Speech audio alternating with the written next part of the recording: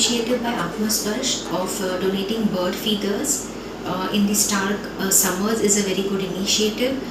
We know that there's a lot of scarcity of water and the summers are too hot even for birds. So I think this bird feeder will be of immense help to the thirsty birds. AtmaSparsha has been doing such activities which are environment friendly and more for looking into how we are looking at more green world. So other than this, tree plantations also has been taken up by the AtmaSparsha Foundation. They stand true to their name and to their logo of getting a more greener and a more healthier world. Thank you.